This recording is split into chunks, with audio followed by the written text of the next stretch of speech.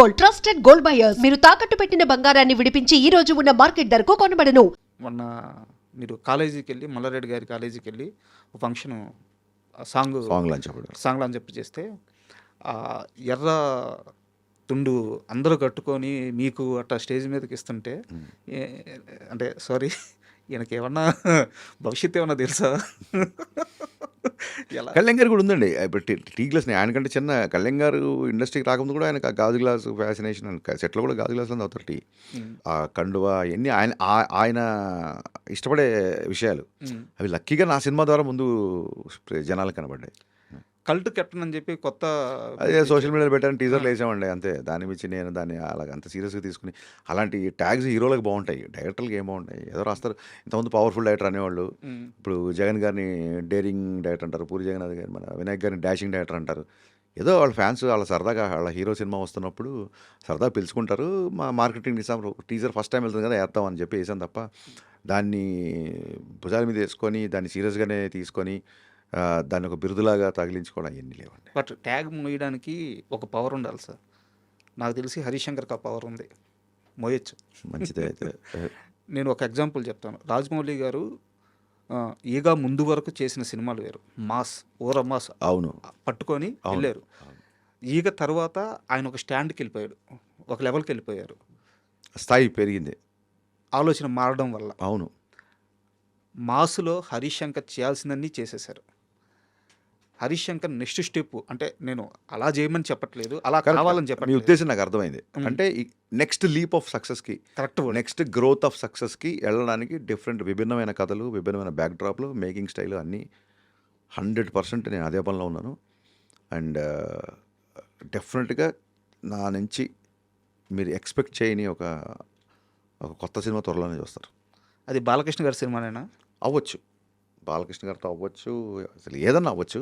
But next వచ్చే దాని నుంచి మటుకు మీరు అడిగిన దాన్ని ఏమంటారు అప్డేషన్ ఆఫ్ థాట్ ప్రాసెస్ అవ్వచ్చు, స్క్రీన్ ప్లే అవ్వచ్చు, స్టోరీ సెలెక్షన్ అవ్వచ్చు, మేకింగ్ స్టైల్ అవ్వచ్చు, ఖచ్చితంగా ఉంటుంది. నేను అది గద్దలకొండ గణేష్కి ఆ డెసిషన్ తీసుకున్నాను. నేను గద్దలకొండ గణేష్ తీసుకుంటే నా సినిమాలు చాలా భిన్నంగా ఉంటుంది. అవును. తర్వాత పాండమిక్ రావడం, చిన్న రిథమ్ మిస్ అవ్వడం, తర్వాత చిన్న కమిట్మెంట్స్, దాంతో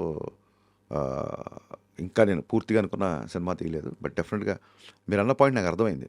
యా, ఇప్పటివరకు కరెక్ట్గా చెప్పాలంటే, మాస్గా చెప్పాలంటే ఇప్పటివరకు ఒక లెక్క, ఇక్కడి నుంచి ఇంకో లెక్క ఉండాలి. కరెక్ట్. యా, గేర్ మార్చాలి. యా, ఇప్పటివరకు ఒక గేర్లో వెళ్తాను, ఇంకో గేర్ మార్చాలి. Total understand. బాలకృష్ణ గారి సినిమా ఫైనల్ అయిపోయినట్టే కదా సార్? అంటే ఇప్పుడు ఎలా ఉంటుందంటేనండి, రేపు ముహూర్తం చేసి ఒక షెడ్యూల్ చేసిన తర్వాత కన్ఫర్మ్ అనే పరిస్థితులు ఏదైనా ఖచ్చితంగా బాలయ్య బాబు గారితో సినిమా ఉంటుంది.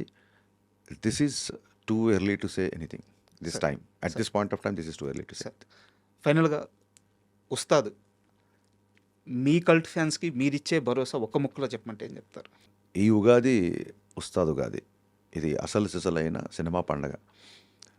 ఒక్క ఫ్యాన్సే కాదు, మొత్తం ఆబాల గోపాలం ఫ్యామిలీతో అందరు కలిసి ఉగాది పండుగలకి ఊళ్ళకి వెళ్ళిన వాళ్ళు, అమ్మమ్మ వాళ్ళ ఇంటికి వెళ్ళిన వాళ్ళు, నాన్నమ్మ వాళ్ళ ఇంటికి వెళ్ళిన, మావేళ్ళ ఇంటికి వెళ్ళిన వాళ్ళు, మేనత్ ఇంటికి వెళ్ళిన వాళ్ళు, అక్కల దగ్గరికి వెళ్ళిన వాళ్ళు, చెల్లెళ్ళ దగ్గరికి వెళ్ళిన వాళ్ళు, అందరూ కలిసి ఒక సినిమాకి వెళ్దాం అంటే ఆ సినిమానే వస్తుంది. ఎందుకంటే దీనికి సెన్సార్ కూడా యూబై ఇచ్చింది.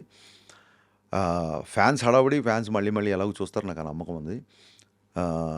నార్మల్ ఆడియన్స్కి, ఫ్యామిలీస్ కూడా ఒక్క సెకండ్ బోర్ కొట్టకుండా ఒక అద్భుతమైన డ్రామా, ఒక అద్భుతమైన కళ్యాణ్ గారిని ఎలా చూడాలనుకుంటున్నాం, ఇంతకాలం ఇలాంటి కళ్యాణ్ మనం మిస్ అయిపోయామా అనే ఫీలింగ్ మట్టుకు నేను తెప్పిస్తాను. Thank you sir. ఫైనల్గా ముందు ఇంటర్వ్యూ ముగించే ముందు మీకు థ్యాంక్స్ చెప్పాలి. 2-3 రోజుల నుంచి మీరు ఎంత బిజీలో ఉన్నారో నాకు తెలుసు. మేము పెట్టే ప్రతి మెసేజ్కి టెక్స్ట్కి రిప్లై ఇస్తున్నారు, వాయిస్కి వాయిస్ రిప్లై ఇస్తున్నారు, కాల్ లిఫ్ట్ చేస్తున్నారు. అంటే ఇంత బిజీలో ఉండి, ఇంత టెన్షన్లో ఉండి అవతల మనిషికి రెస్పాన్స్ ఇవ్వాలి అన్న ఆ సెన్సిబిలిటీకి నిజంగా చాలా నాకు యాంగ్జైటీ ఉంటుంది సార్. నాకు ఎవరైనా నా గురించి వెయిట్ చేస్తానంటే, నాకు ఇక్కడ 10 గంటలకు వెయిట్ చేస్తాను, ఇప్పుడు 9 గంటలకు రెడీ అవుతున్నా సరే నాకు టెన్షన్ ఉంటుంది. అవతల వ్యక్తి మనం తిట్టుకోకూడదు అనేది. అండ్ ఇందాక చెప్పినట్టు షూటింగ్లో మాత్రమే నేను డైరెక్టర్ని. ఇప్పుడు మిగతా అన్ని విషయాల్లో అన్నీ సమానంగానే ఉండాలి కదా. మీ టైం అయినా, నా టైం అయినా, ఎవరి టైం అయినా ఉంటాయి కదా. నిన్న రాలేకపోయినా, నిన్న అల్లు స్టూడియోస్ ఓపెనింగ్ ఉంటే అక్కడికి వెళ్ళాము. రిటర్న్లో విపరీతమైన ట్రాఫిక్లో సార్ ఇంకా లేట్ అయిపోయింది అనుకో, లేకపోతే మనం ఈ ఇంటర్వ్యూ 24 గంటల క్రితమే చేయాల్సింది. అంటే ఎవరి టైం అయినా టైమే, మీకు ఒక అపాయింట్మెంట్ ఉంటుంది, మీరు మీకోసం ఎదురు చూసే వాళ్ళు ఉంటారు, లవ్ మ్యారేజ్ అంటున్నారు. కాబట్టి డెఫినెట్గా రెస్పెక్ట్ ఎవ్రీ వన్స్ టైం. నేను నేను నేను 10 గంటలకు వస్తున్నప్పుడు 10 గంటలకు ఇంకా నేను ట్రాఫిక్లో ఉంటే ఐఎమ్ స్టిల్ ఆ టైం మీరు నన్ను ఎక్స్పెక్ట్ చేస్తున్న టైంకి ఇంకెంత టైం పడతాను నేను ఇమీడియట్గా చెప్తాను. అవి చిన్న చిన్న విషయాలండి. I mean I have to be చాలా గొప్ప విషయాలు సార్. అయ్యో అదేం లేదు వాళ్ళెవరా. Thank you sir.